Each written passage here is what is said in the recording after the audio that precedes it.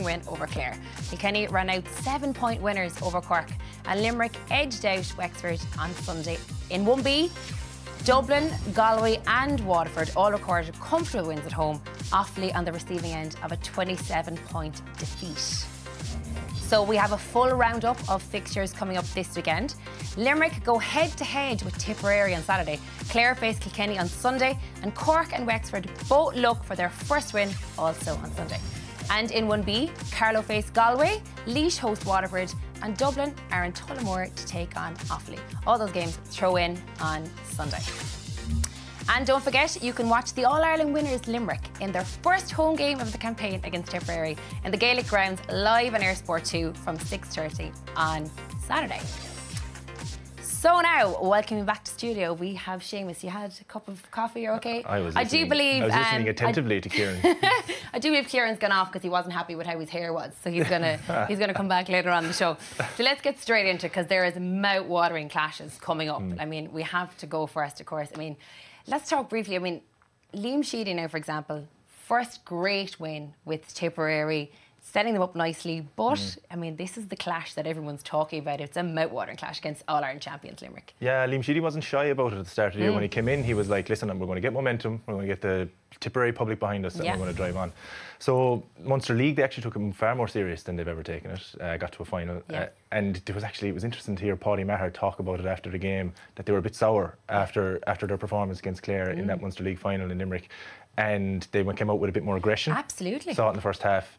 And, you know, I see them going into the Limerick game now trying to carry that momentum on. But I can imagine Limerick are trying to make the Gaelic grounds a fortress. Especially when you're talking about leading into the championship, home games are paramount. Yeah. Limerick were the only team to win away from home in the first round of the league in Division 1A and 1B.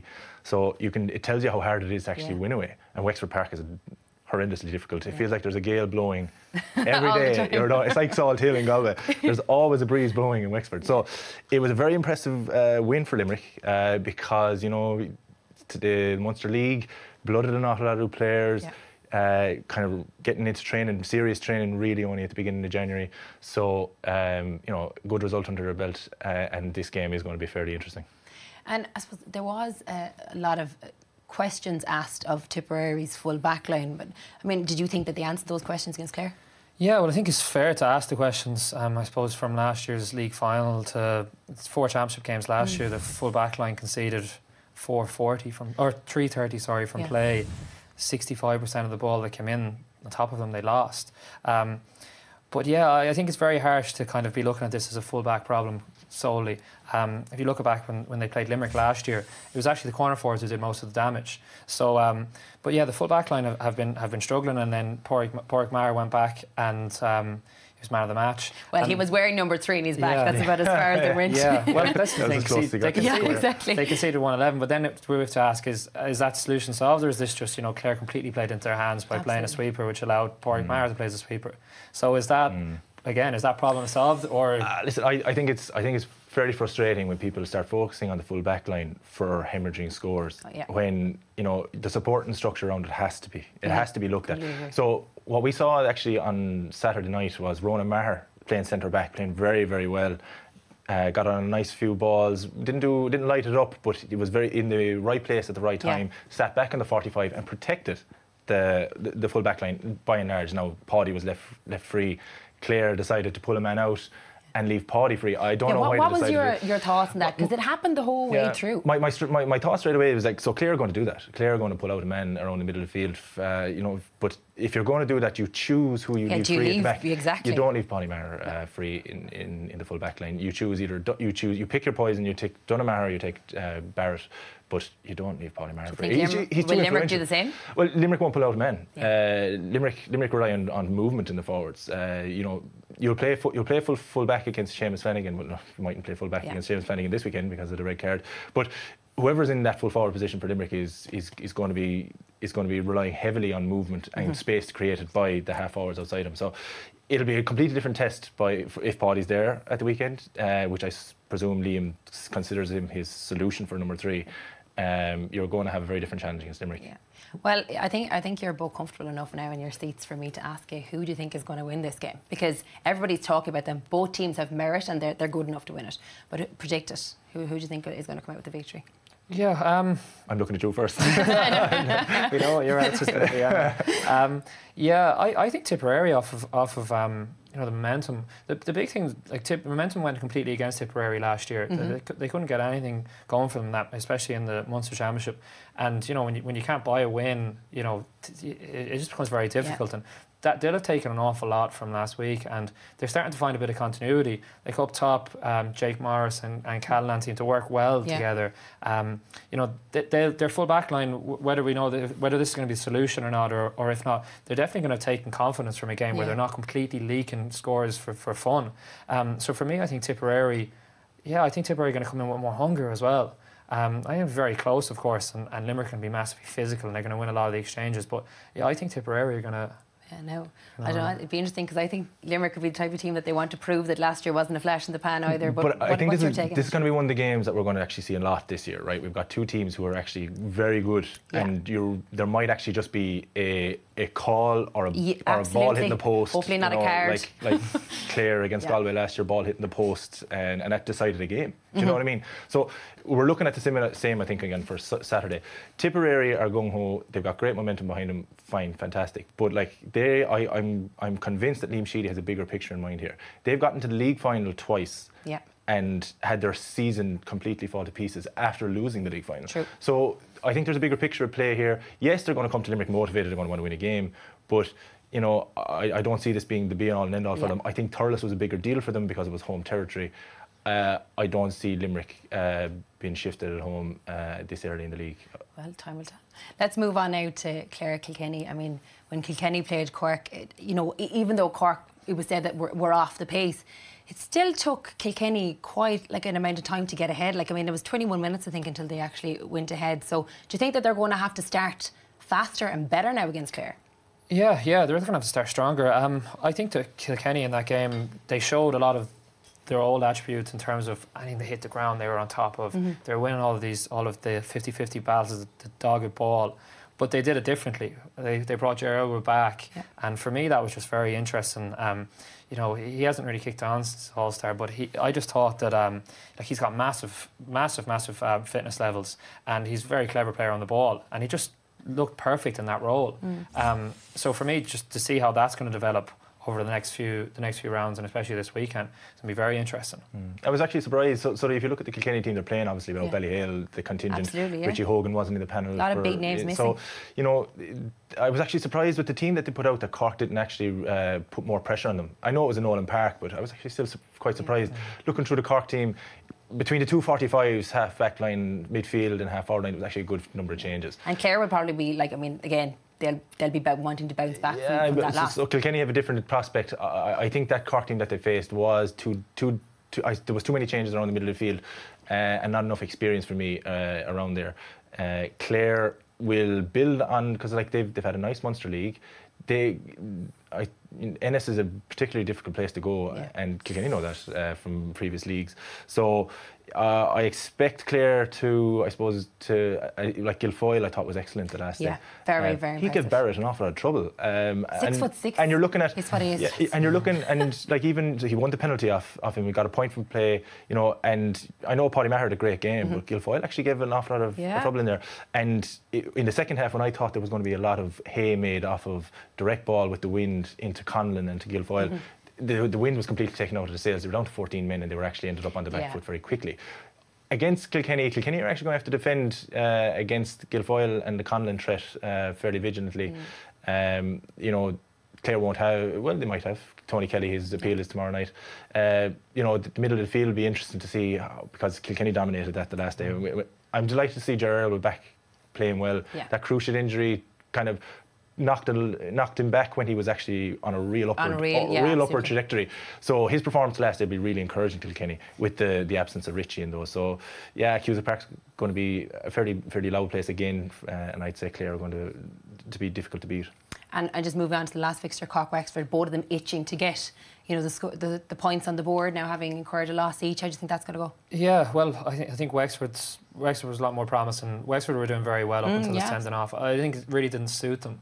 You know, they were putting up physically to Limerick, and then when the 2 extra bodies gone off, it really didn't suit them. Liam Ryan is obviously a very strong player for them as well. One of the things I'd be very interested with Cork is the experiment with Aidan Walsh at full forward. I thought it was, you know, obviously he's played a lot of his hurling in midfield and wing back. It's almost looking for maybe a kind of a Shamie Flanagan type of full forward. But for me, he doesn't really fit that. He's a lot more relaxed type of player. Even, you know, he's physical from his football and whatnot. But I don't know what you think of him playing there. Listen, I don't think Aidan is a full forward, but especially when you've got an athletic guy whose hurling isn't as crisp as a Patrick Horgan or whatever, you know, I find that putting him in full forward, I think the same about Liam Rush, to be honest. I think Liam Rush is actually far more influential for Dublin like that, further back the field. With an Aidan Walsh, I actually think he could affect the game with more space out the field when your first touch is less critical, close to goal, catch and turn. But at games like, he scored the first point of the game, Aidan got him off a good start. But you know, the league, I suppose, is the place to try that for Cork. But this game coming up is, last year this would actually have a very different complexion. 2 teams that had lost the first round under a lot of pressure. But Wexford, now we see that there's no relegation. Exactly there that. There is no pressure. So Wexford lost their first game at home. This time last year, you're looking at, a lot of pressure here because there's going to be a scrap right to the end for promotion relegation. No promotion relegation. Limerick spent 8 years trying to get out of Division 1B and they changed it. But bitter? No bitterness. I don't know where that came from. But on a serious note, like this game for Wexford now is actually a chance to, like you said, they were actually playing quite well in the early stages of the game against the breeze. We're putting Limerick under all sorts of pressure. Carl Dunbar got the first goal, you know, put a lot of pressure on, you know, Conor McDonald's top class. I think this is an actual perfect game for them to actually get back up and running without as much pressure on them. Well, we could talk about that all night. Thanks, lads. Another massive weekend in store for us. Now, one man who's going to be hoping that Kilkenny are going to retain their league title is Tommy Walsh. We caught up with the 9-time All-Ireland winner to ask him about his teammates down through the years.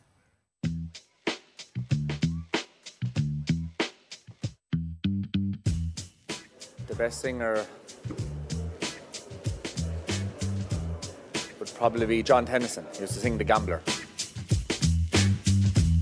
Best trainer on the squad, I'd say, is Jackie Turl. Really into his fitness and probably lived in the gym when we were hurling. Henry, I think he's just a great way with people and he's a proven winner, both at club and county. And he's already in his first year after winning the Leinster Club and the Kilkenny Club, so Henry Shefflin. The biggest moaner. I'd say it probably Richie Power. And probably get a text off him as soon as this goes out now, but Richie was easiest to wind up. Brian Hogan, very easy to wind up and it's very enjoyable when you do it. The player's player would probably be Taggy.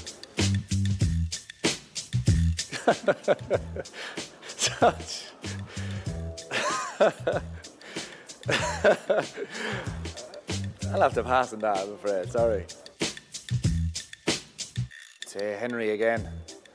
He's, and I'd say TJ on the hurling field. He's a genius. Can see things that other lads can't. David Herity. We don't get any of his jokes. Dressing room DJ, Cha Fitzpatrick was brilliant. And he is a DJ now, I think, as well, so. Colin Fennelly or Eddie Brennan. Same myself. You just wonder if the camera wasn't on, would some of those answers be different? But anyway, we'll say nothing. So now I'm going to ask both of you the question. I suppose, well, now that you're back, I suppose, you know, it's only fair. How's the hair? Yeah, it's good. It's fine, You seem to be happy enough with it. Yeah, we'll roll with that. I'm going to ask you a question about your teammates. So, who would have been the worst to train? Yeah, so the answer comes straight to my head, which is a bad thing. All right. So it was one of my favourite teammates. Right. So Donaghy Ryan. You just didn't want to be in a drill with Donaghy. You didn't. Why? Because it's just, It was going at half pace all the time half pace. And he had this habit of, if you had a one-on-one or kind of a line of a drill where the ball was struck, he didn't strike it anything less than 100 miles an hour. There was no warm-up touch or anything like that. It was, you're getting it in the face, straight at you. Lovely. And so when Donaghy rocked in, and I used to mark him in training a lot, corner back, corner forward, he used to basically overtly say, we'll swap balls here, let's not go too hard. Okay, yeah, you're every second ball kind of thing. Yeah, let's not go too crazy here. And what about you, Kieran? Who's the worst trainer? Worst trainer? I'd say probably would have been definitely me in the gym, and I wouldn't have been much in the gym. On the pitch, there was a few of them. Brian Sheehan and Darren O'Sullivan would often be fun giving name and shame here tonight. Giving out if there was a bit too much going on in the drill, but. In fairness, we were lucky enough. We were always good enough to train, and just once the banter was kept going was the main thing. I really wish I'd asked you that question earlier on, because I think we could have even gone more in depth into that. But unfortunately, that is all we have time for. Just a chance to remind you that we have plenty of live action this weekend. We start at 4:30 on Air Sport 1 as Dublin hosts Donegal in the Ladies Football National League in Croke Park. Following that, it's the turn of the men as Dublin and Galway do battle in a repeat of last year's league final. Over on Air Sport 2, you can catch Limerick against Tipperary. Build up to that one starts at 6:30. And of course, we'll be back next Wednesday at 7 to look back at all of the action. Now, there's time enough for me to say thanks to Kieran Donaghy, Seamus Hickey and Eamon Donoghue for all your great insights. And thank you all for watching, and we'll see you next week.